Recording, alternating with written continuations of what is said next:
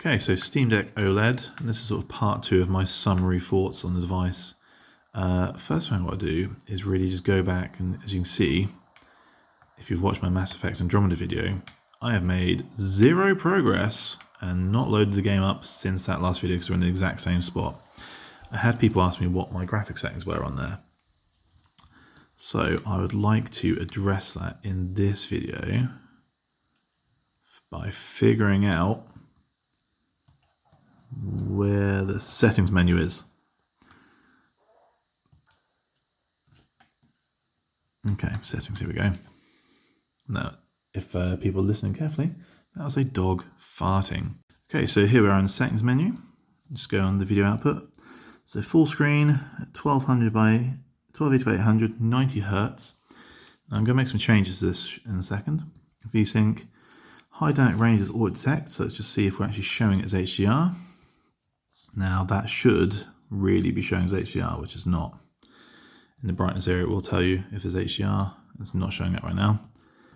So it's obviously not detecting very well. HDR mode off. Well, Dolby Vision? Or don't know what that meant. Anyway, we've got triple buffering on there as well.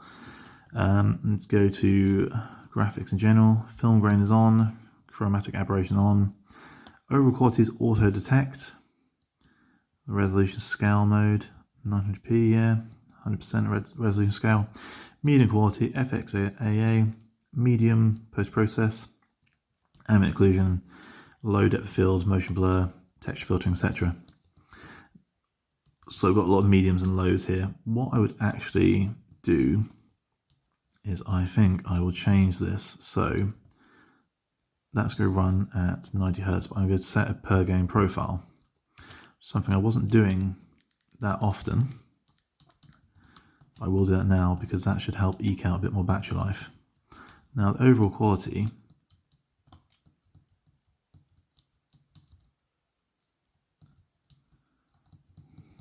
so auto detect, I'm going to set it to low. Now I know the game won't look so pretty. However, something I've valued more recently on this Steam Deck OLED is setting things to 45 frames a second and low. I'm just looking at how much battery you're getting. So 43% battery.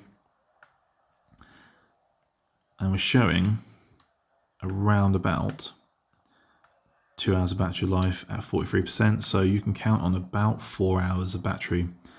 45 frames a second.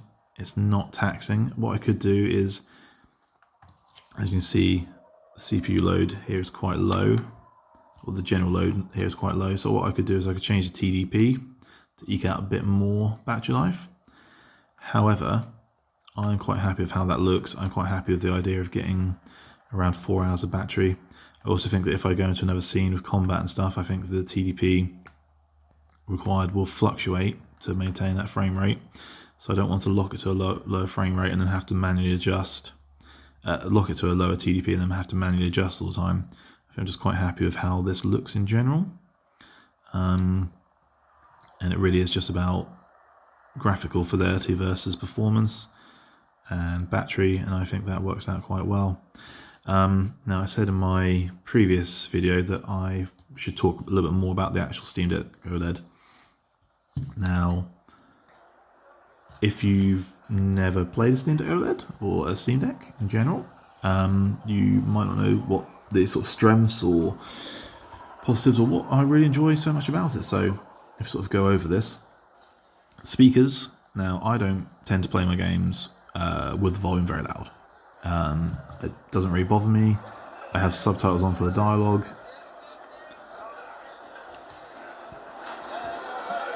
This is now on max volume.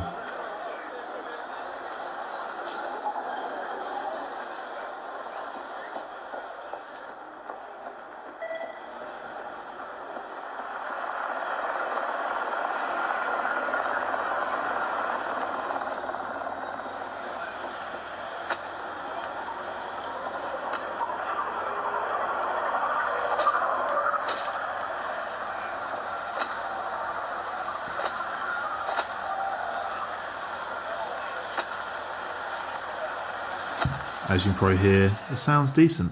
I haven't really watched films or listened to music on the Steam Deck OLED, which is all possible through desktop mode. But sound is pretty good to me. I'm not an audiophile. I'm not obsessed with sound. I'm actually probably a little bit deaf from too much heavy metal. But it sounds good to me. And a lot of people with a lot more knowledge than myself, reviewers, have said that the sound is really up there. The screen, I mean, hopefully the screen is coming across in my videos, because the screen really does pop, and that's something that perhaps was missing on the LCD, because I did love my LCD device, but the screen didn't pop. You know, the colours didn't pop; they weren't so vibrant. Whereas this, it does look great in my opinion. You really can see all the colour range. Much better than the previous Steam Deck, which again I still enjoyed, because as well as being quite deaf, I'm also fairly blind. I do tend to wear glasses. Now, that extra 0.4 inches of screen size, screen real estate, not hugely noticeable. So it's an improvement, it's better. I mean, why wouldn't you want a slightly bigger screen? I mean, just essentially just means slightly smaller bezels, really. Yeah, but it's good. It's nice. And I say my key takings in this last sort of month or so of playing is that it's very rare for me to hear the fan going off like absolutely nuts. Whereas on my LCD, I would hear the fan going so hard that I thought a helicopter was taking off in my living room. That doesn't happen on OLED, from my experience anyway. It seems to just have adjusted the fan curve to be more efficient. And maybe it's part of having that screen. Perhaps the films are just more efficient because it is OLED rather than LCD. It's quite a dark area, so this would be quite nice to show the colours off. That's interesting hairdo, buddy.